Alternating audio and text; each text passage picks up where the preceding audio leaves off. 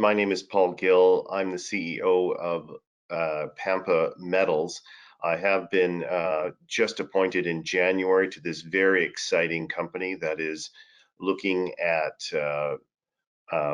exploring for copper and gold in Chile. We have a fantastic presentation and a fantastic property portfolio I'd like to share with you.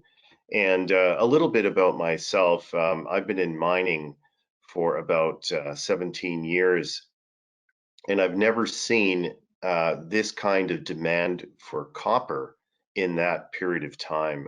We have a real bull market in copper happening now. I encourage you to investigate and look at all of the news stories that have been coming out on this subject. And with that in mind, we have at Pampa really gone to town on finding the best projects that are available. And I would like to share them with you. Our disclaimer indicates that we will be sharing some information that is forward-looking, and we just want you to be aware of that.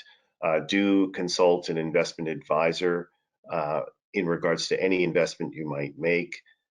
I appreciate your compliance with that particular item. In regards to Pampa Metals, let me explain also where we trade, because that's very important. Our symbol on the Canadian Stock Exchange is PM. In the OTC, the over-the-counter market in the United States, it is PMMCF. And we do trade in Frankfurt as well under the symbol FIRA. So those are various different locations in which you may take a look at what the trading volumes are and what the type of investor interest is thus far. We are now at the point of doing some very important outreach, and this is part of it. So what is important today to know about Pampa is that it is focused on copper and gold. Copper and gold are both fantastic growth stories. And in addition to that, we were also in the location in which there is 30% of the copper produced, and that's northern Chile, in the town and around the town of Antofagasta. This is the most productive area of copper in the world, and it is vital that we have more and more copper produced there as mines close down. So our property portfolio is 8 projects, 100% owned, 62,000 hectares, and as I said, along that very major trend. So where do you find elephant deposits or large deposits? Where other large deposits exist. And the reason for that is Chile is in a very enviable situation in that there is a collision happening between two tectonic plates, the Pacific plate and the South American plate, and that's causing so much pressure on the geology in the region that you're seeing in the past many of these deposits that have materials with low melting points, such as copper and gold, bubble up and hit the surface of this particular area. So I'll go into more details there, but here's a little picture of and a snapshot of our management team. And of course, in these particular locations, management is everything. I explained my experience in the copper field. We were lucky enough to explore for copper in Peru and discovered a very good deposit, which turned into a mine. At that time, our company, Norsemont Mining, went from 25 cents Canadian to about $4 Canadian in 5 or 6 years, and ended up being bought by Hudbay. Hudbay then subsequently invested another 1.5 billion and created a $2 billion mine, which now produces 30,000 tons of copper per day, or tons of ore a day, and is a value of $20 billion. So the kind of value that these type of deposits can produce is phenomenal. And I think that's what we have to really keep our eye on, is the incredible opportunities and the tiny market caps of companies like ours. This has been been made well aware to some of the people who are on the board. Adrian Manger has been with BHP and has built the Spence mine in northern Chile. Very excellent and well-informed and well-connected chairman. Timothy Beale is a director and COO. He's been a geologist for 35 years and is also tasked with the prioritization of our projects, because obviously 8 projects, there would be considerable amount of cost. So he is in Chile now, looking at activity that's going on. We have 2 drill rigs going on projects, and so he's very hands-on and very experienced in this particular area. Yanis Chisodis is also has been with BHP and has been a director of this company and other gold companies. Again, the connections here and corporate development are fantastic. Gurdeep Bains has been a CFO with Canaccord and OK Tire. And so we have a number of connections through him to financial people who will be able to supply enough money to build projects out. And Julian Babin, ex-CEO and current director, has been with Rio Tinto for 30 years and has extensive experience in Chile as well. This is a group that is well known in Chile, well respected, and that's why they have acquired what they have today. So as I said, the track record, this is something to take note of. When we purchased the asset that I was involved in previously, the cost in US dollars was 70 million in 2005. Now, fast forward to today, Pampa has been able to buy 8 of these projects for $7 million, and that's what the connections will do for a company like this. We will get much more value packed in, and we have into a very small market cap, and I'll explain more about that later. But why copper? Why is copper important? Well, we have had a number of super cycles within the copper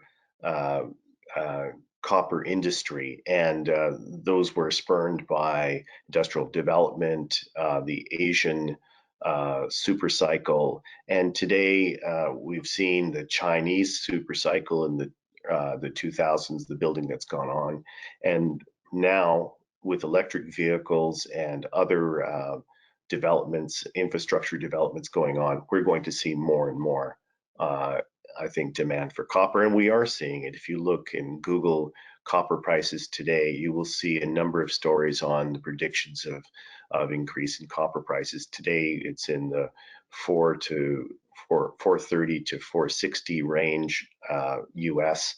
We expect that to rise, and the speculative value of what we're doing in Chile will also be noticed as well. Fundamentals, as I've said before, I think copper does not need to be explained. It's in everything we do and everything we touch. As a modern society, we depend on copper. And now what we see is a supply crunch. Chile has been a big producer, and it's in a location where many other large mines and large companies are located. So I'm just going to skip to the actual projects themselves. Here's the area of interest. The red triangle or red rectangle indicates the area that we've focused on, where many mines are located in green, and our particular mines, our particular projects are situated well within those 2 mineral belts that are of high importance and high target area. We have those 8 projects in and around other mines. We have Anglo American as a neighbor and Rio Tinto as a neighbor in some of the projects to compete for this type of land package and win these type of land packages in this particular area by itself is of considerable value, as we're seeing more and more focus on copper and gold exploration due to the shortages that are about to occur. We will see this property package by itself without any work still moving forward, but with additional work we plan, we think additional value will be created. Here's the activity we've done so far on these projects. Cerro Buenos Aires, Redonda Veronica, Block 3, Block 4 areas have all had initial geology and geophysics done and phase 1 drilling. Now we're planning an extensive drill program to investigate the bottom or the base of these porphyry deposits. If you understand how these deposits are created, they're essentially a section of of geology and magma that boils to the surface. So it's shaped much like a tree underground. If you could imagine a trunk with then branches and then leaves that hit the surface, that's what's an indicator of the actual mineralization that we find at surface, but deeper down is where the targets are in that trunk of mineralization. So that's what we have to drill for at a very deep level. And many of the mines here are located at depth. So currently we've drilled 2 projects, Redonda Veronica and Cerro Buenos Aires. We're going to continue exploration on those, and we expect to see more and more results.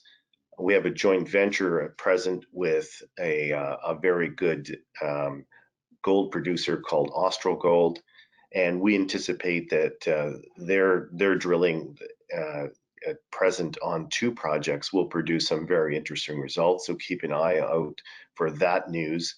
Austral has 2 mines already in northern Chile, so we have the expectation that if we were to find a gold deposit on those 2 projects, they would want to bring that to production, and it would be an underlying value to our company because we would retain 20% of the entire value. Now, this is of no cost to us at all, so it's a very interesting deal, and they would have to get to what's called a bankable feasibility, which is an extensive spend.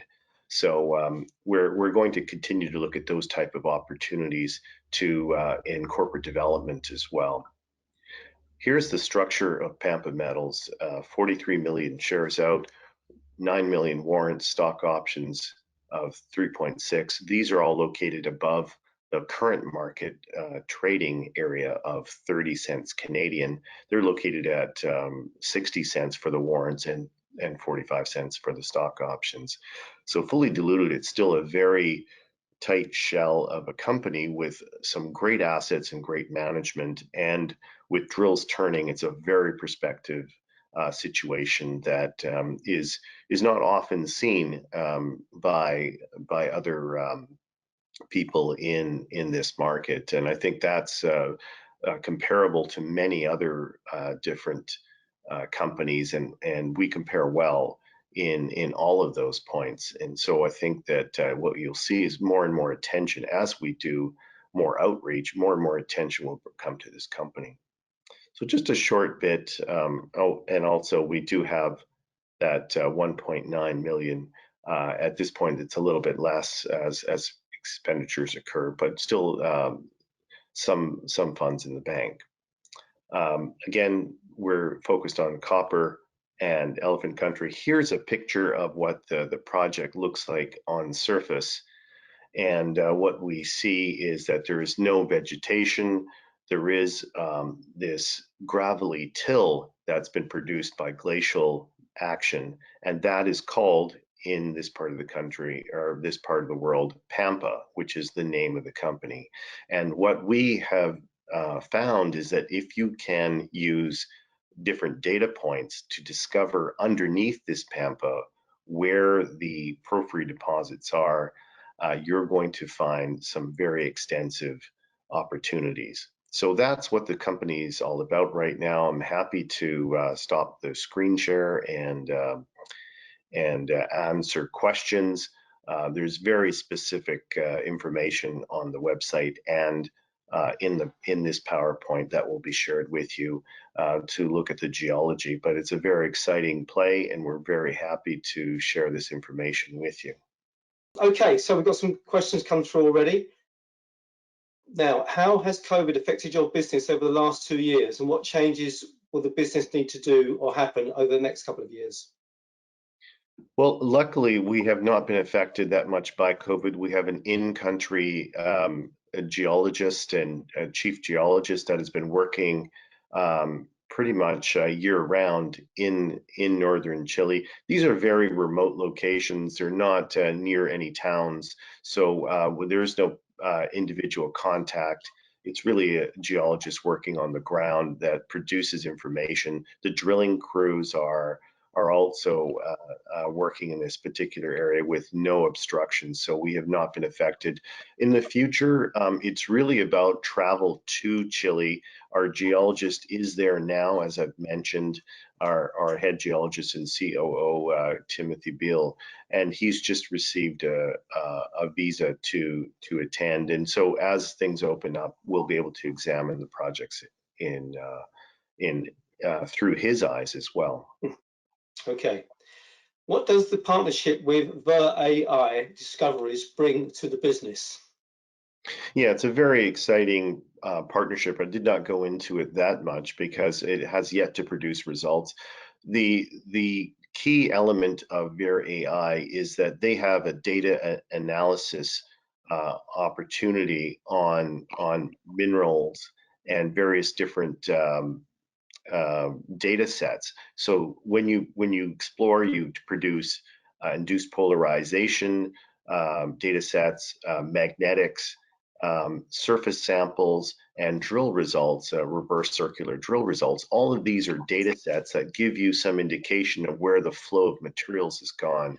And with AI over top of that, what you'll be able to do is reduce and perhaps eliminate some of these areas for exploration and hone down. At present, we have identified with, in general sense, 30 target areas. If we can prioritize those using data, AI, we'll be saving tons and tons of money, millions and millions of dollars, and getting to discovery faster. And that's what AI will do for us. Okay, thank you. Obviously, the question on everyone's lips is, are you going to list in the UK? Well, we'll certainly look at that opportunity when it comes. We're still a small company. We want to make a discovery at this point in time and be well financed. And certainly, I think, you know, as an aside, I'm very experienced in the UK. We have another company I have listing in the UK in the next little while. So definitely it is a process that we understand and we value investors in the UK. Of course, that's why you're here, presented. What are the risks of mines being nationalized in Chile? Zero. There will be no mines nationalized in Chile simply because you have all of the big companies in this country that are paying taxes and producing jobs. Should they leave, you will have high unemployment in this particular location. There is no such thing as nationalization. There'll be more taxes. That's natural. I mean, look at the price of copper. Copper doubled, and these companies, large companies, are making 3 or 4 times what they had previously. Of course, you would think the government of Chile would say, let's share that wealth with the local people. So we have no problems with that. That doesn't affect us. All we're producing is exploration results, which will then be reviewed by the majors for investment. So we have no qualms about being in Chile. Chile is essential to the Western world when it comes, and more essential, I would argue, than Saudi Arabia is. And certainly no one's talking about nationalization of oil in Saudi Arabia. We think that this is going to be the location to find big mines and will continue to produce for the next 100 years. And so everyone should be aware of this particular area in South America. Okay. So question here, do you need to raise, or are you looking to raise any equity in the coming months, or how's the bank balance at the moment? Yeah, we have about 1.4 million at present in the bank. We are spending money because of the various exploration campaigns ongoing. So we will raise another 3 million in the next little while. We're looking at soft circling some offers, and we're certainly open to making that announcement in the next little while. At this point, we're just contemplating what the pricing will be and participation level, but more than likely we'll make that announcement shortly and allow people to participate. It's a very good way to participate simply because there is an additional warrant usually attached with these private placements. And with that raising, will you be focusing on the institution sector and the retail? Have you obviously got plans in place of how you're going to go about that? Yeah, there'll be participation for both retail and institutional. We're talking to both high net worth individuals at the retail level. Most likely, the opportunity and the more straightforward opportunity for retail investors is in the market directly, and leaving the other opportunities to the longer term investors. But certainly short term, with the price of copper and the demand for copper the way it is now, we're certainly looking for people to perhaps take a look at our markets and the opportunity that presents itself there. Okay, so obviously you saw the news that Rio Tinto announced big numbers today, including a big dividend payout. What do you think is going to happen to the commodity price going forward? How far can it go? Can it be sustainable? Well, Citibank is predicting $20,000 per ton of material, which equates to over $9 copper. That's phenomenal, and that's an outlook that I think that indicates that we have a shortage in the Western world for copper. Chile is a large supplier, so we think that should we develop and find these type of projects, we'll be in a very good position and see a definite return on our investment and the investment of investors. Okay. And just finally, just moving on from a question I asked earlier about Ver AI, what role could AI play in the future of mining? Well, I think that, as I said, the most significant role is that we'll be saving millions upon millions in exploration costs by identifying targets and eliminating false targets. I think that's the most important part. Let's make sure we can focus in and spend money wisely and succinctly on the locations we feel are the highest priority, and that helps in the prioritization process using AI. And not only do we have a look at our projects, we will also look at the projects that FIRA AI is doing, because we have boots in the ground in Chile and they don't. So we'll give them a certain review and see if they've come up with anything on their 8 projects, which amounts to about 16,000 hectares. Okay. Okay, Paul, thank you very much. So just finally, you can trade on the Canadian Stock Exchange and Frankfurt Stock Exchange for Pampa Metals. Is that right? Yeah, in Canada, we're the CSE symbol PM.